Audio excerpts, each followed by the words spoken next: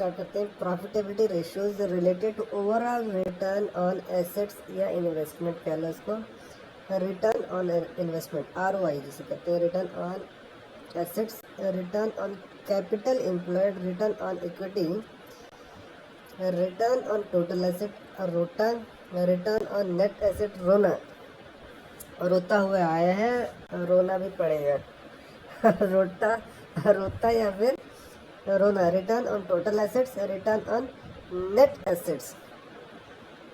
ठीक है, ये रिटर्न ऑन एसेट्स के दो टर्म्स हैं। क्या है रिटर्न ऑन एसेट्स में? Return on total asset, return on net assets. उसके बाद return on capital employed, return on equity.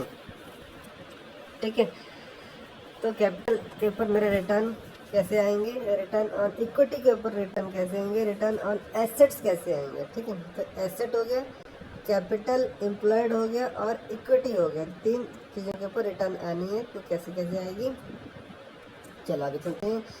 तो रिटर्न ऑन इन्वेस्टमेंट की बात करते हैं। इन्वेस्टमेंट हमने की है, उसके ऊपर रिटर्न्स जो आने हैं वो रिटर्न कैसे, किस पीरियड की बात करती है, यहाँ पर टाइम की बात करती है मेरे हिसाब से। Return on investment is the most important ratio of all. It is the percentage of return on funds invested in the business by its owners. अच्छा, परसेंटेज के फॉर्म में निकालते हैं। ROI किस में निकाल रहे हैं? परसेंटेज में निकाल रहे हैं। 12% रिटर्न है, 10% रिटर्न है, मतलब 10 साल लगेंगे। ठीक है, रिटर्न मतलब 10% रिटर्न हर साल आ रही है। हर साल कितनी रिटर्न आ रही है? Return on investment. Return on investment is the most important ratio. It is the percentage of the return on the funds invested in the business by its owners. In short, this ratio tells the owner whether or not all the efforts put into the business has been worthwhile. It compares the earnings, returns, profit with the investment in the company. The ROI is calculated as follows: return on investment, return, profit, earning divided by the investment into 100.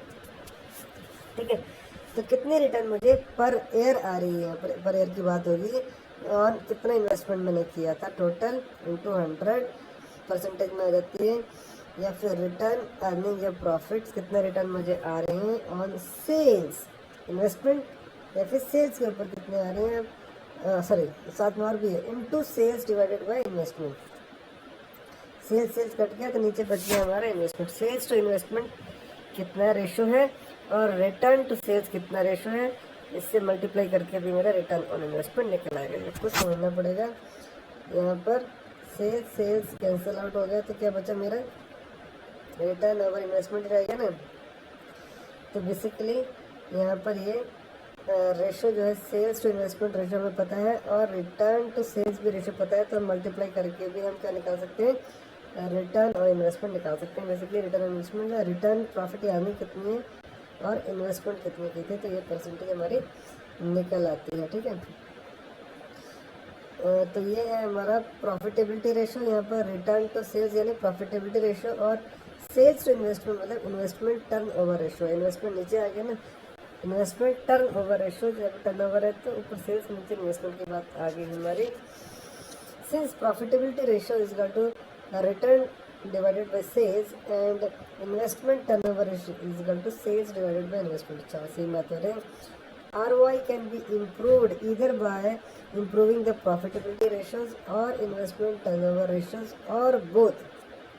तो दोनों को improve कर देते हैं हम, यानी profitability ratio को improve कर दो आप या फिर इन्वेस्टमेंट टर्नओवर रेशो को इम्प्रूव कर दो, तो बहुत ही केस में क्या आएगा, ROI इम्प्रूव हो सकता है। समझ में आ रही बात की नहीं आई? इन दोनों को अगर हम इम्प्रूव कर देते हैं, इन दोनों है क्या क्या है, एक है हमारा प्रॉफिटेबिलिटी रेशो है और दूसरा क्या है हमारा इन्वेस्टमेंट टर्नओवर रेशो। अगर दोनों को या फिर इसमें से कोई भी इम्प्रूव होता है एक भी, तो हमारा अल्टीमेटली ROI इम्प्रूव हो जाता है। ठीक है, the concept of investment varies and accordingly there are 3 broad categories of ROI। कौन से ROI की 3 broad categories? Return on assets, return on capital employed and return on equity. ठीक है, return on assets, return on capital employed, return on equity. Assets के बारे में पता है, कैपिटल के बारे में पता है, इक्विटी के बारे में आपको पता है। We should keep in mind that investment may be total assets or net assets. Further, funds employed in the net assets are also known as the capital employed, which is nothing but net worth plus debt. Capital employed कितना होता है, net worth plus debt कितना हमने उधार कितना नहीं, वे net worth is equity share holders fund. Net worth यहाँ पर इक्विटी प्लस डेट की बात हो गई है बेसिकली। नेट वर्थ क्या है, इक्विटी शेयर होल्डर्स फंड, और डेट क्या है हमारा उधार, यानी इक्विटी प्लस डेट से ही पैसे जुटाते हैं। ठीक है, तो इक्विटी वहाँ पर नेट वर्थ हो गया और प्लस डेट तो डेट ही लिखा है यहाँ पर। Similarly, the concept of returns, earnings, profits may vary as per the requirement and availability of the information. Return on assets की बात करते हैं, the profitability ratio is measured in terms of relationship between the net profits and assets employed. Return on assets के ऊपर कितना मुझे return आ रहा है, कितना परसेंट रिटर्न पर ईयर आ रहा है। ठीक है, net profit and assets employed.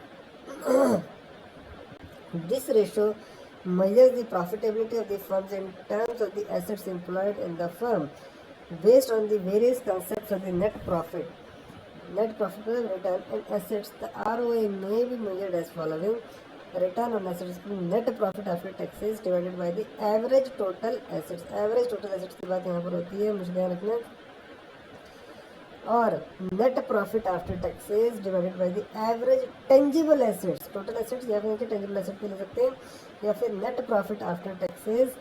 Return on assets में हमेशा ध्यान रखना नेट प्रॉफिट की बात होती है। ऊपर क्या है, रिटर्न ऑन एसेट्स, रिटर्न कितना है, रिटर्न मतलब आफ्टर टैक्सेस। रिटर्न कैसे है, आफ्टर टैक्सेस के बाद का रिटर्न आ रही है, यानी आफ्टर टैक्सेस के बाद जो प्रॉफिट की बातें हो रही हैं। रिटर्न ऑन इन्वेस्टमेंट, तो यहाँ पर रिटर्न ऑन एसेट्स की बात कर रहे हैं, वो आफ्टर प्रॉफिट की बातें हो रही हैं। ठीक है, आफ्टर टैक्सेस की बात हो रही है। Divided by the average fixed asset भी हो सकता है, एवरेज टोटल एसेट भी होता है, एवरेज टेंजिबल एसेट भी होता है, एवरेज फिक्स्ड एसेट भी नीचे आ सकता है यहाँ पर। ठीक है, नोट, समटाइम्स टोटल एसेट्स में also be considered instead of the average assets की बजाय टोटल एसेट भी कंसिडर करें। यहाँ पर एवरेज की बात हो रही है, एवरेज यहाँ पर, एवरेज यहाँ पर, एवरेज यहाँ पर। ठीक है, तो average of total assets, average of tangible assets, average of fixed assets की बात हो रही है। तो समटाइम्स ये टोटल एसेट्स भी ले सकते हैं instead of average assets. Hence here net profit is exclusive of the interest. ठीक है, एक्सक्लूसिव, इंटरेस्ट को छोड़कर है net profit. As assets are also financed by the lenders, hence ROA can be calculated as ROA, return on assets कैसे calculate कर सकते हैं, net profit after taxes plus interest. Lending कर लिया, इंटरेस्ट भी पे कर रहे हैं, तो net profit after taxes plus interest. अच्छा, लेंड मतलब किसी को लेंड कर दिया, तो उसी से कितना प्रॉफिट मिल रहा है, साथ में इंटरेस्ट भी आ रहा है, प्लस इंटरेस्ट आ रहा है, मतलब ये रिटर्न की बातें हो रही हैं। Divided by the average total assets, या फिर एवरेज टेंजिबल एसेट्स, या एवरेज फिक्स्ड एसेट्स, या फिर फार्मूला और क्या है, EBIT 1 minus T divided by the average total assets. EBIT earning before interest and taxes minus, अब ये ब्रैकेट में 1 minus T क्या है, ये इंटरेस्ट की बातें हो रही है क्या, लिखा भी नहीं क्या है T, कैसे याद करना पड़ेगा। This is also known as the return on the total assets, ROTA, return on total assets। और EBIT बनना एवरेज नेट एसेट्स जब नीचे आ गया तो आ गया रोना, नेट से रोना, रोता नीचे टोटल एसेट्स आ गए। आज ने return on the net assets, तो याद रहेगा ये EBIT 1 minus T डिवाइड नीचे तो है एवरेज टोटल एसेट्स, ये बन गया रोता, और EBIT 1 minus T नीचे एवरेज नेट एसेट्स आ गया तो बन गया रोना। ठीक है, चलो आगे चलते हैं। Return on capital employed, it is another variation of ROA। ROCE जो है रिटर्न ऑन कैपिटल एम्प्लॉयड जो है वो कैसे कैलकुलेट करते हैं, ROCE return on capital employed before tax, pre tax. ठीक है, रिटर्न ऑन कैपिटल एम्प्लॉयड, हमने कैपिटल एम्प्लॉय कर रखा है, उसके ऊपर रिटर्न कैसे आ रहा है, earnings before interest and taxes EBIT divided by capital employed. ठीक है, तो रिटर्न मतलब जिससे रिटर्न किससे निकाल रहे हैं, यहाँ पर रिटर्न ऑन कैपिटल एम्प्लॉयड थे, कैपिटल एम्प्लॉयड हमेशा डिनोमिनेटर में चला जाएगा, ठीक है ना। यहाँ पर एसेट्स की बात हो रही थी तो रिटर्न ऑन एसेट्स के नीचे एसेट्स आ रहे थे हमारे, लेकिन वो एवरेज आ रहे थे, ठीक है। और क्या था, रिटर्न ऑन इन्वेस्टमेंट की बात कर रहे थे तो इन्वेस्टमेंट हमारे डिनोमिनेटर में आ रहा था, ठीक है। साथ ही साथ इसके दो मेथड और थे, मतलब profitability ratio into investment turnover ratio, ठीक है। तो यहाँ पर हम आगे रिटर्न ऑन कैपिटल एम्प्लॉयड, तो कैपिटल के ऊपर यानी कैपिटल डिनोमिनेटर में जाएगा और ऊपर कितनी रिटर्न आ रही है, अर्निंग आ रही है। यहाँ पर प्री टैक्स की बात करेंगे तो बिफोर इंटरेस्ट एंड टैक्सेस की बात हो जाएगी, इंटू 100 हो जाएगा। और ROCE पोस्ट टैक्स की बात करेंगे, रिटर्न ऑन कैपिटल एम्प्लॉयड, तो EBIT 1 - 2 divided by the capital employed into 100 की बातें हो जाएगी, ठीक है। यानी आफ्टर टैक्सेस कितने अर्निंग हो रहा है। Sometimes it is also calculated as net profit after taxes, वही net profit after taxes plus interest भी होता है, लेकिन यहाँ पर divided by the capital employed into 100, ठीक है। Net profit after taxes plus interest हमें आ रहा है, जो टैक्स इंटरेस्ट हमें, इंटरेस्ट कैपिटल एम्प्लॉय किया, इंटरेस्ट भी हमें आ रहा है into 100। Here capital employed is equal to the total asset minus current liabilities, total assets कितने माइनस करंट लायबिलिटीज को माइनस करके कैपिटल एम्प्लॉयड की बातें यहाँ पर होती है। और fixed assets plus working capital मिला के भी कैपिटल को कहते हैं। फिक्स्ड एसेट कितने हैं और वर्किंग कैपिटल कितने हैं, तो उसी से मेरा क्या निकलाता है, कैपिटल एम्प्लॉयड निकलाता है। या फिर और भी मेथड है, equity plus long term debt से भी हम कैपिटल एम्प्लॉयड निकाल सकते हैं। इक्विटी कितनी हुई मार्केट में और लॉन्ग टर्म डेट में उधार कितना लगता है, वही मेरा कैपिटल है, वही तो मैं डेट प्लस इक्विटी हो गया ना। इक्विटी को डेट कौन सा, लॉन्ग टर्म, और इक्विटी तो है, तो ये दोनों मिला के कैपिटल मेरा बनता है। कैपिटल कैसे बनता है मेरा, कैपिटल मेरा इक्विटी से और डेट से बनता है, ठीक है। इक्विटी प्लस डेट, तो यही मेरा कैपिटल होता है। और ये दो तरह से और भी निकाल सकते हैं, फिक्स्ड प्लस वर्किंग भी निकाल सकते हैं, या फिर total asset minus current liability निकालें तब भी कैपिटल हमारा आ जाता है, ठीक है। चलो आगे चलते हैं। Interpretation, ROCE return on capital employed should always भी higher than the rate at which the company borrows, तो जिस रेट पर कंपनी ने बोरो किया उससे ज़्यादा ही रिटर्न आना चाहिए, तभी कुछ फायदा में प्रॉफिट होगा। Intangible assets, assets which have no physical existence like the goodwill, patents and trademarks should be included in the capital employed, but no fictitious assets such as the deferred expenses should be included within the capital employed. If information is available, then average capital employed should be taken. Other point is return on equity. The return on equity means the profitability of the equity funds invested in the firm. The ratio reveals how profitably of the owners of fund have been utilized by the firm. It also measures the percentage return generated to equity shareholders. This ratio is computed as return on equity, net profit after taxes minus preference dividend if any, divided by the net worth और equity share holders fund कितने हैं, network या फिर equity share holder का fund कितने हैं। Equity मतलब return on equity की बात हो रही है, तो इक्विटी ऊपर कहाँ आएगी, डिनोमिनेटर में आ जाएगी, ठीक है।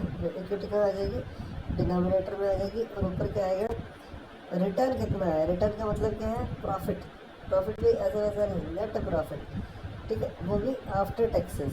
रिटर्न आफ्टर टैक्सेस भैया कितना मुझे रिटर्न आया वो मुझे बता दो, उसमें से भी मैं माइनस करूँगा, क्या माइनस करूँगा, प्रेफरेंस डिविडेंड, वो तो देना ही देना क्योंकि मुझे, तो प्रेफरेंस डिविडेंड भी मैं माइनस, नेट प्रॉफिट से बोल रहे होते हैं, मतलब सब कुछ निकाल के ही होता है actually, net profit after tax. अच्छा यहाँ पर टैक्सेस लिखा है सिर्फ, उसमें से भी प्रेफरेंस डिविडेंड निकाल देना है, ठीक है। आगे चलते हैं, interpretation.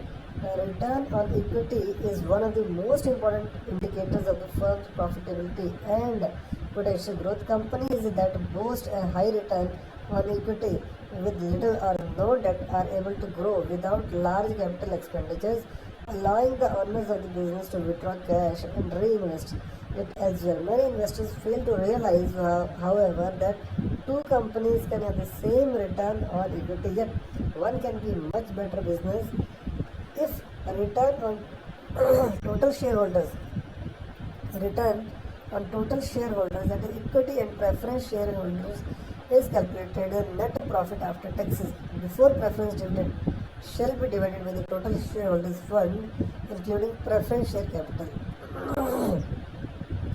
The return on equity using the dew point model.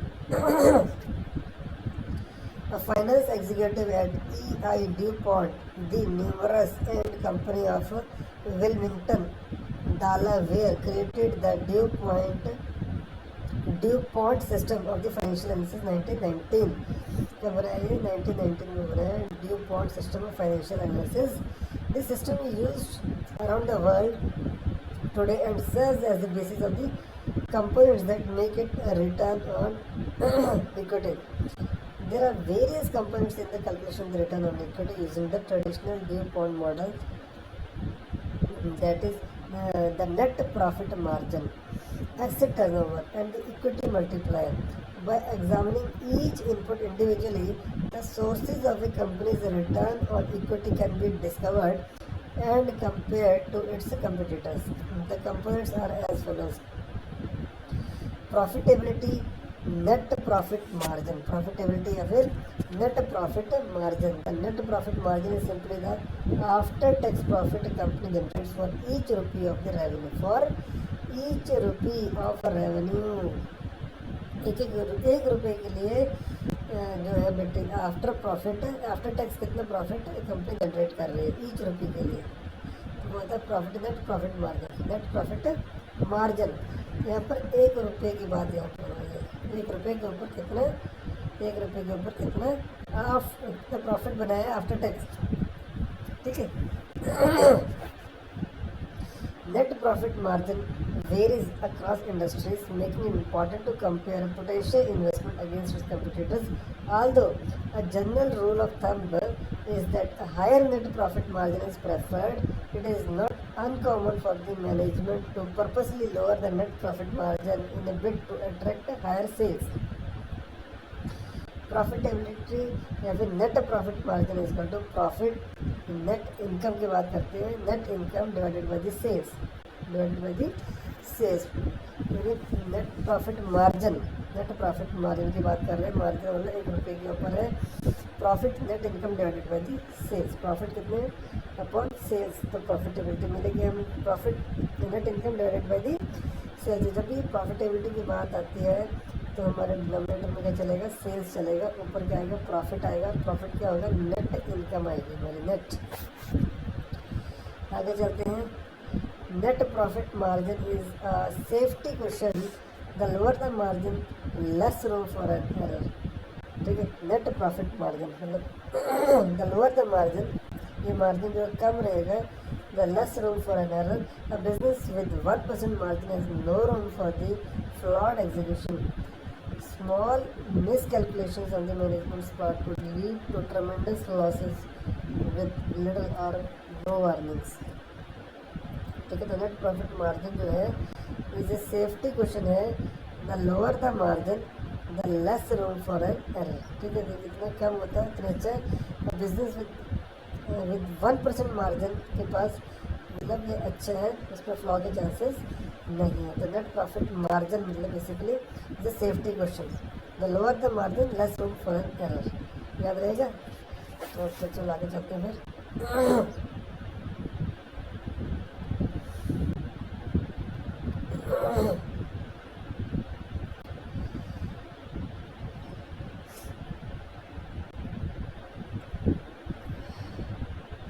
ज़्यादा प्रॉफिट हो रहा है, ज़्यादा प्रॉफिट किससे हो गया, ज़्यादा सेल्स से हो गया. प्रॉफिट 10 का हो रहा है, सेल्स में 100 थी, प्रॉफिट 10 का हो रहा है. ठीक है, रेशो कितना आ गया मेरा, 1 से तो कम ही आएगा. तो यहाँ पर आ गया 100 के ऊपर 10 मतलब 10% आ गया है ना. 10 डिवाइडेड बाई 100 का सेल्स हुआ था, तो प्रॉफिट आ गया मेरा सेल्स मतलब 10% के ऊपर प्रॉफिट 10% आ गया. अगर मेरा प्रॉफिट बढ़ा 20 हो गया और सेल्स मेरी 200 हो गई तो कितने रहता है ना. Margin is safety. Lower the margin, lower the margin मतलब लोअर द मार्जिन, सेल्स कम है, सेल्स बहुत ज़्यादा है और प्रॉफिट कम है, तो ये कम होता है। There has no role for the flawed execution, ये समझ में तो नहीं आ रहा है, I am unable to understand. चलो नहीं, हाँ चलो आगे चलते हैं, पढ़ने तो आगे। इन्वेस्टमेंट टर्नओवर या asset turnover, capital turnover.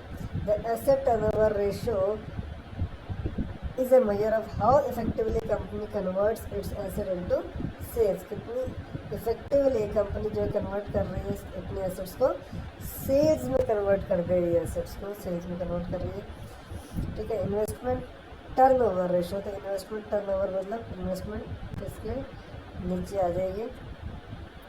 Asset turnover, capital turnover, sales, इसमें ऊपर तो सेल्स आएगा और नीचे क्या आएगा, ऊपर सेल्स आएगा, नीचे इन्वेस्टमेंट आएगा, तो टर्नओवर मतलब नीचे टर्न में चला गया।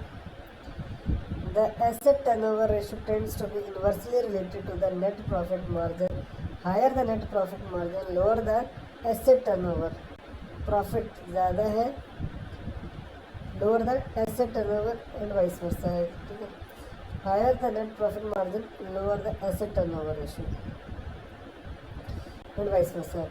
The result is that the investor can compare companies using the different models, low profit, high volume versus high profit, low volume, and determine which one is more attractive business। कौन सा जो है, which one is the more attractive business।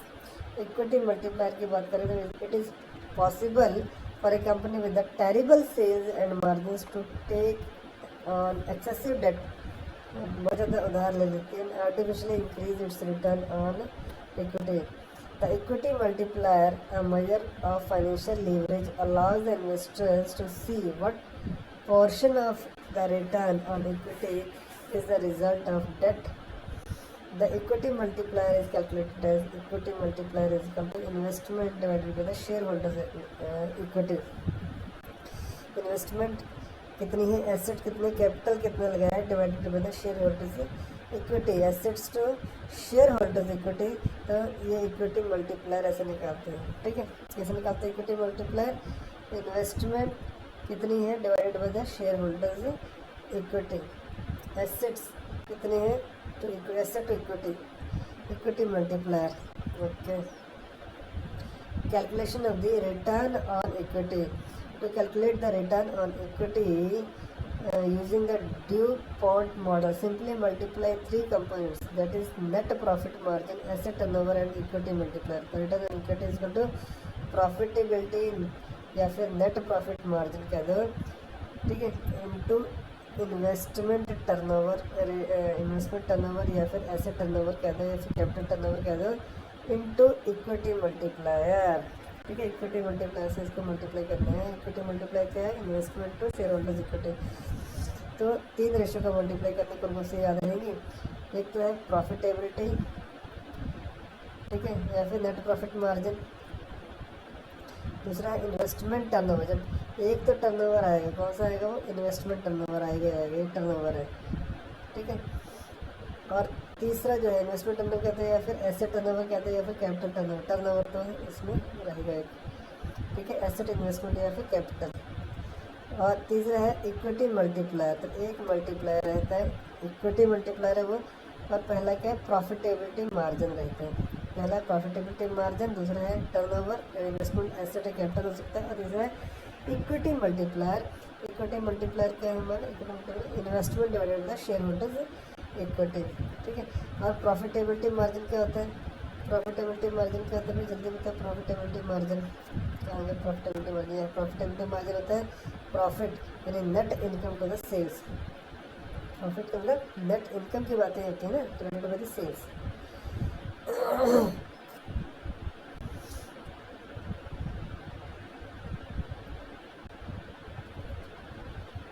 Example छोड़ देंगे हम, example वगैरह नहीं लेना है।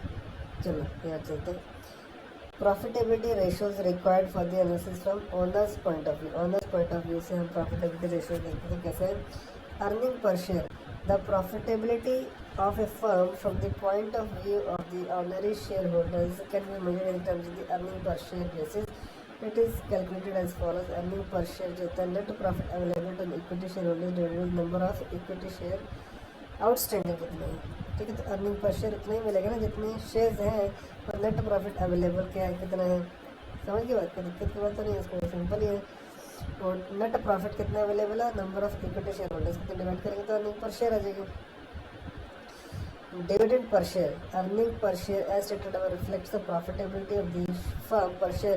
It does not reflect how much profit is paid as dividend and how much is retained by the business. Dividend per share, all ratio indicates the amount of profit distributed to the equity shareholders per share. It is calculated as dividend per share is the total dividend paid to the equity shareholders divided by the number of equity shares outstanding. Dividend pay out ratio, DP की बात करें तो this ratio measures the dividend paid in relation to the net earning, ठीक है। It determines to see how much extent earnings per share have been retained by the management for the business. It is computed as dividend pay out ratio, dividend पर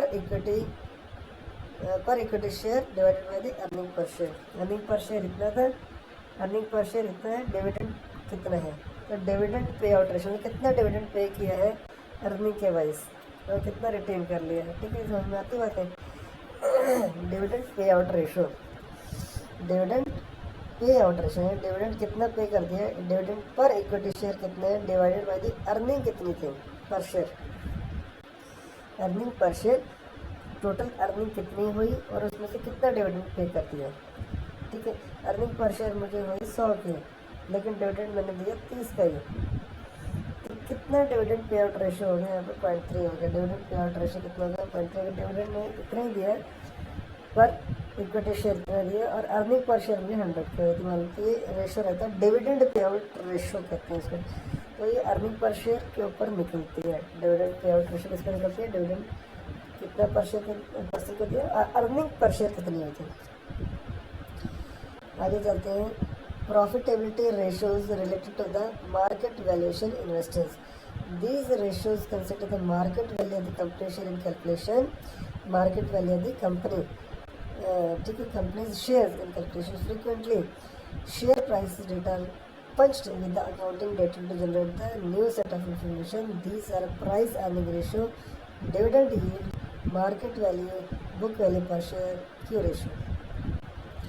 price earning ratio क्या होता है, तो price earning ratio indicates the expectation of the equity investors about the earning of the firm. P/E ratio, it relates the earnings to market price and is generally taken as a summary measure of the growth potential of an investment, the risk characteristics, shareholders orientation, corporate image and degree of liquidity. It is calculated as price earning per share, P/E ratio is equal to market price per share divided by earning per share. यहाँ पर share की बातें हो रही थी, यहाँ पर भी पर शेयर की बातें हो रही हैं, लेकिन प्राइस टू अर्निंग यानी प्राइस मतलब मार्केट प्राइस, अर्निंग मतलब अर्निंग की अर्निंग ही होगी, ठीक है। Price to earning, price earning ratio हो गया, प्राइस यानी मार्केट प्राइस की बात होगी, अर्निंग मतलब अर्निंग तो अर्निंग हो गई। समझिए बात, दिक्कत की बात तो नहीं है। और पर शेयर पर लगा देना है, यहाँ भी पर शेयर, यहाँ भी पर शेयर, यहाँ भी पर शेयर, ठीक है। प्राइस मतलब मार्केट प्राइस की बात होगी, प्राइस टू अर्निंग रेशियो। आगे बात करते हैं interpretation. It indicates the pay back period to the investors और prospective investors, higher profit price earning ratio, higher price earning, market price to earning ratio could either mean that a company's stock is overvalued or the investors are expecting a high growth rates in the future. Dividend and earning yield, dividend yield की बात करते हैं, dividend plus minus change in the share price divided by the initial share price कितना था, ठीक है। dividend की yield, dividend plus minus change in the share price कितना हुआ है divided by the initial share price कितना था, ठीक है। तो ये होता है डिविडेंड यील्ड इंटू 100, और डिविडेंड पर शेयर की बातें होती है divided market price per share की बातें कर लो, ठीक है। ये बात है ना, पर शेयर जब कर दिए तो कोई दिक्कत की बात नहीं रहती है। अर्निंग यील्ड स्टार लगा रखा है, इसको स्टार कर रखा है, also known as earning price ratio, earning price ratio भी कहते हैं इसको। अर्निंग यील्ड और अर्निंग प्राइस रेशियो एक ही रेशियो है, अर्निंग प्राइस रेशियो यानी अर्निंग पर शेयर कितनी है, अर्निंग पर शेयर कितनी divided by the market price per share कितना है, मार्केट प्राइस पर शेयर कितना है, अर्निंग प्राइस रेशियो। तो बेटा अब जब ईपी रेशियो की बात कर ही रहे हैं तो ई का मतलब अर्निंग से है और पी का मतलब प्राइस से है, प्राइस मतलब मार्केट प्राइस हो गया, कोई दिक्कत की बात नहीं है। अर्निंग यील्ड यानी अर्निंग कितना है उस मार्केट प्राइस पर शेयर के ऊपर, ठीक है। इंटरप्रिटेशन जोड़ देंगे क्या है, आगे है मार्केट वैल्यू बुक वैल्यू पर शेयर, मार्केट वैल्यू है बुक वैल्यू पर share. It provides the evaluation of how investors view the companies past and the future performance, investor कैसे देख रहे हैं पास्ट फ्यूचर परफॉर्मेंस को। मार्केट वैल्यू बुक वैल्यू पर share कितनी है, मार्केट वैल्यू या फिर बुक वैल्यू शेयर की कितनी है। एवरेज शेयर प्राइस उसमें देखते हैं divided by the net worth divided by the number of equity shares, ठीक है। तो एवरेज शेयर प्राइस अभी कितना चल रहा है, उसकी नेट वर्थ कितनी है divided by the number of equity shares, समझ में आ रही बात। या फिर क्लोजिंग शेयर प्राइस कितना था divided by the net worth divided by the number of equity shares. तो मार्केट वैल्यू यहाँ से निकल आती है, मार्केट वैल्यू या बुक वैल्यू पर share divided by number of shares क्यों किया है यहाँ पर, क्योंकि पर शेयर के बेसिस पर निकल सके हैं, ठीक है। ये एवरेज शेयर प्राइस यानी एक शेयर का एवरेज प्राइस बताया divided by the total net worth divided number of shares, मतलब पर शेयर में नेटवर्थ निकला है यहाँ पर, समझ रहे। ऊपर तो पर शेयर आई है, average share price per share price है, या फिर क्लोजिंग शेयर प्राइस एक शेयर की बात हो रही है क्योंकि यहाँ पर पर शेयर की बात हो रही है। Closing share price divided by net worth divided by the number of equity shares. Interpretation: this ratio indicates the market response of the shareholders' investment. Undoubtedly, higher the ratio, better is the shareholders' position in terms of the return on capital gains. Q ratio की बात करते हैं, this ratio is proposed by James Tobin. A ratio is defined as market value of the equity and liabilities divided by the estimated replacement cost of the asset. इसे कहते हैं Q ratio। और market value of the company कितनी divided by the assets replacement cost.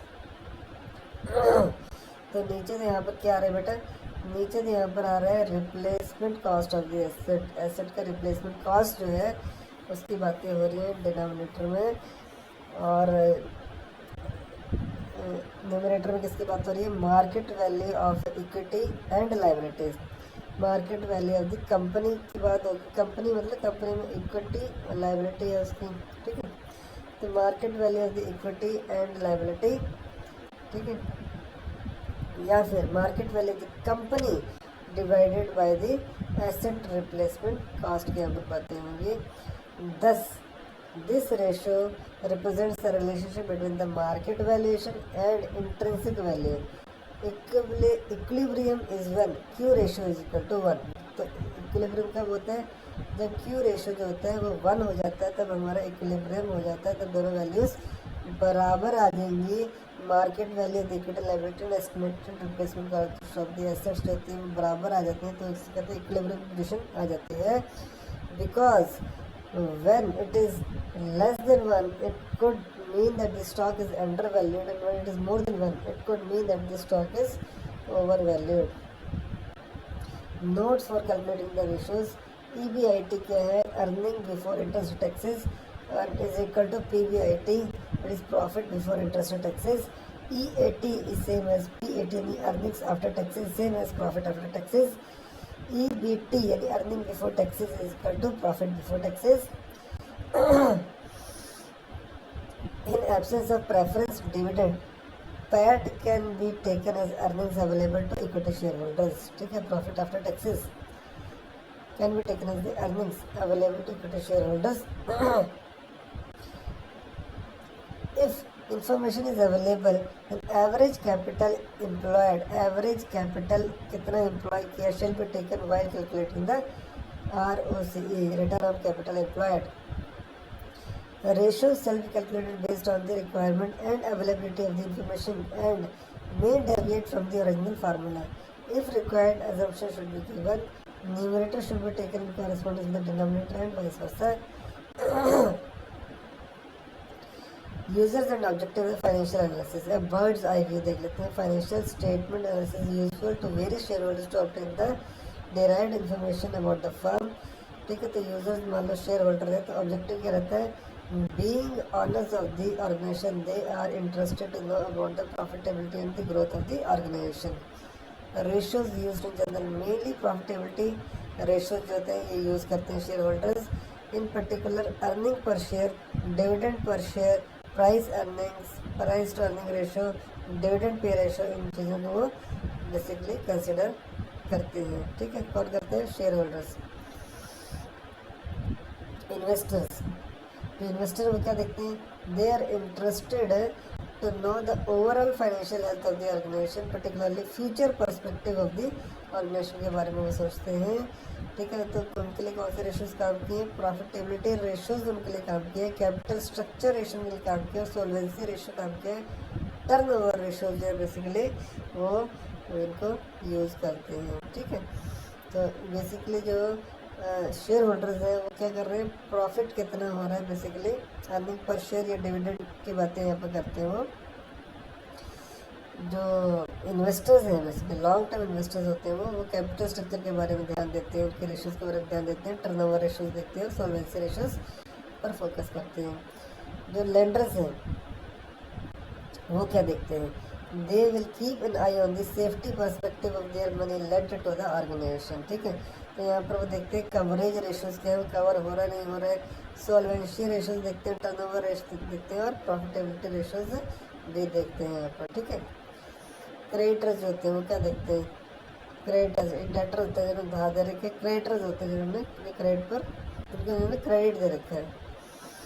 They are interested to know the liability position of the organisation, particularly in the short term. Creditors would like to know whether the organisation will be able to pay the amount on due date. तो creditor जिन्होंने credit पर सामान दे रखा है इनको, तो वो देखना चाहेंगे कि वेदर पेमेंट कर पाएंगे कि नहीं कर पाएंगे. ठीक है,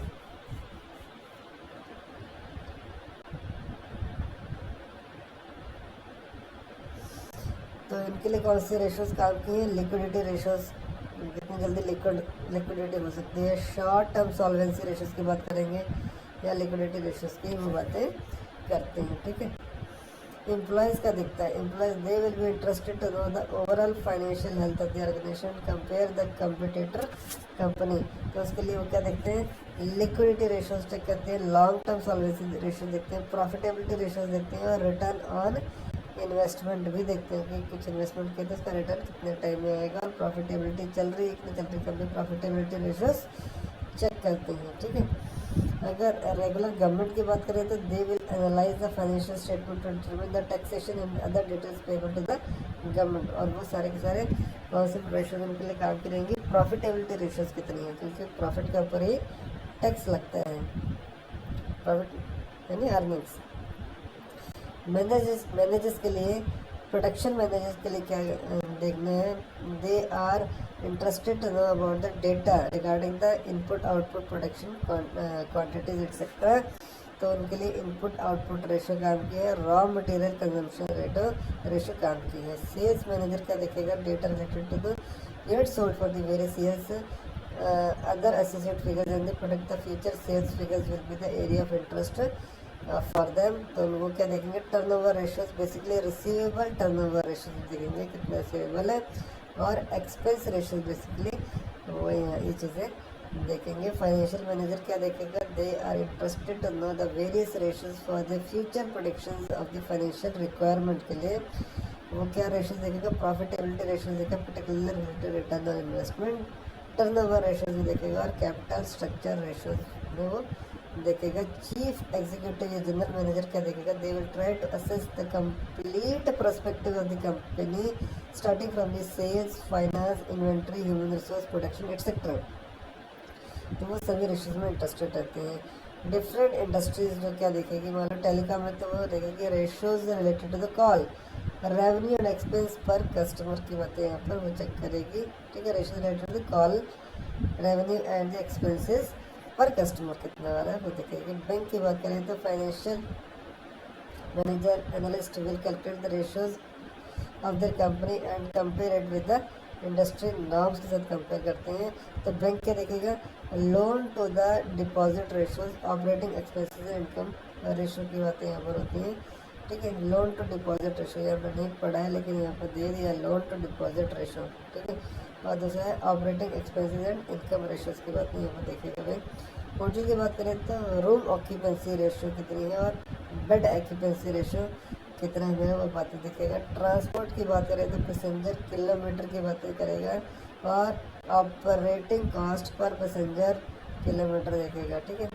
application of the ratio analysis in financial decision making, ratios कैसे काम आती है। Popular technique of analysing the performance of business concern is that of financial ratio analysis. As a tool of financial management, they are of crucial significance. The importance of the ratio analysis lies in the fact that it presents the facts of a comparative basis and enables the drawing of inferences regarding the performance of a firm. Ratio analysis is relevant in assessing the performance of firm in respect to the following aspects. Financial ratios for evaluating the performance. Liquidity position जो है, with the help of the ratio analysis one can draw the conclusion regarding the liquidity position of the firm, ठीक है। The liquidity position of a firm would be satisfactory if it is able to meet the obligations when they become due.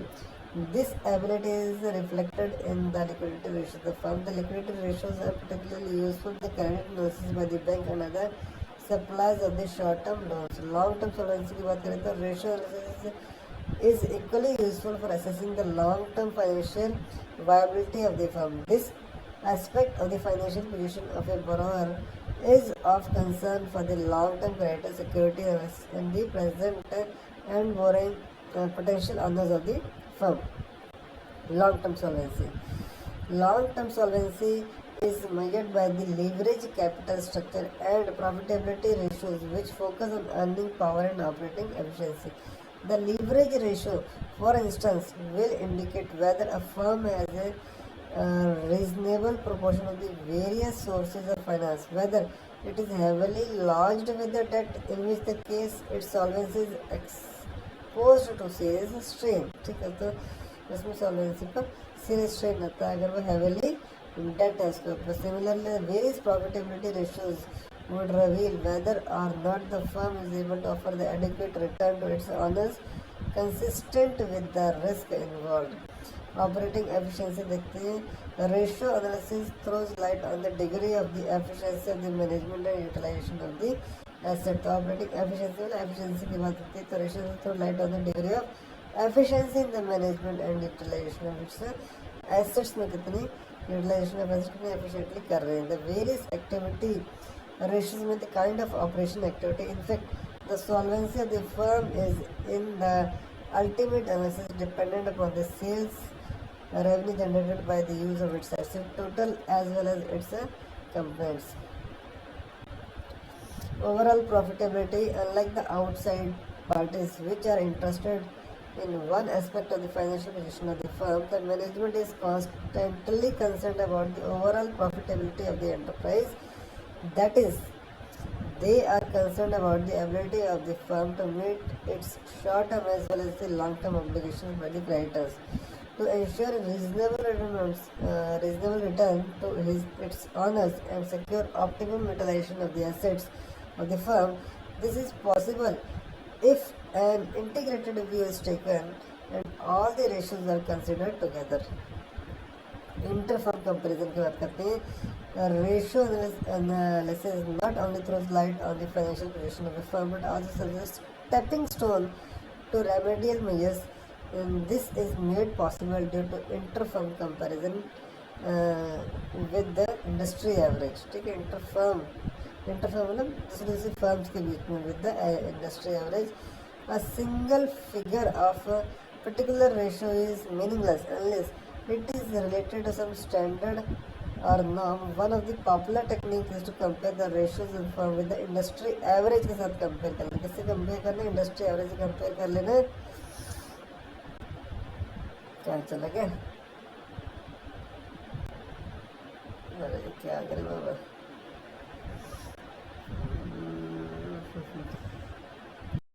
ठीक है, then performance of a should be industry average. It should be reasonably expected that the performance of a firm should be broad conformity with that of the industry to which it belongs.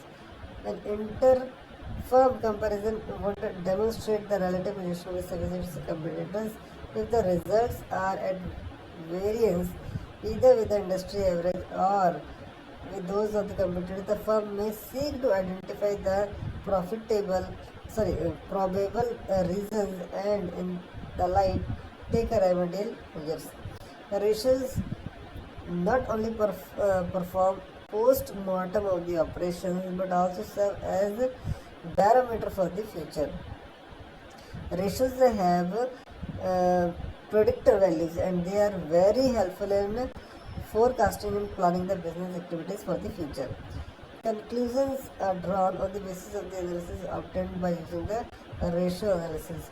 The decisions affected may be whether to supply goods on the credit to concern, whether bank loans will be made available, etc. etc. Financial ratios for the budgeting in this field. Ratios are able to provide a great deal of assistance.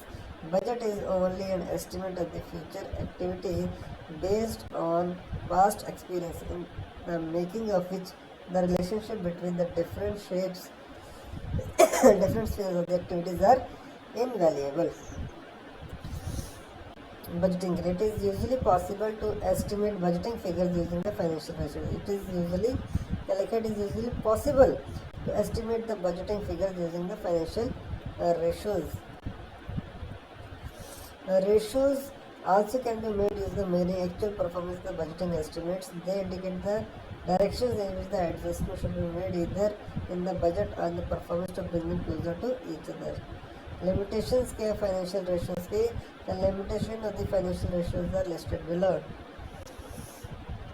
Diversified product line. Many business operate a large number of divisions in quite different industries. In such cases, the ratios calculated on the basis of aggregate data cannot be used for the inter-firm comparison. Definitely, financial data are badly distorted by inflation. Historical cost values may be substantially different from the true values. Such distortions of the financial data are also carried in the financial ratios. Seasonal factors. It may also influence the financial data. Seasonal factors. For example, a company deals in the cotton garment. It keeps a high inventory during October, January every year. For the rest of the year, its inventory level becomes just 1/4 of the seasonal inventory level. So the liquidity ratios and inventory ratios will produce biased picture. Year-end pictures may not be the average picture of the business. Sometimes it is suggested to take the monthly average inventory data instead of the year-end data to eliminate the seasonal factors. But the external users, it is useful to get the monthly inventory figures. Even in some cases, monthly inventory figures may not be available. To give a good shape to the popularly used financial ratios like the current ratios, debt equity ratios, etc. To be good shape देने के लिए भी the business may make some year-end adjustments. Such window dressing can change the character of financial ratios, which would be different than there being no such change. Differences in accounting policies and accounting periods. Policy periods में क्या difference है? It can make the accounting data of two firms non-comparable as also the accounting ratios. क्या जरूरत तो नहीं है मुझे.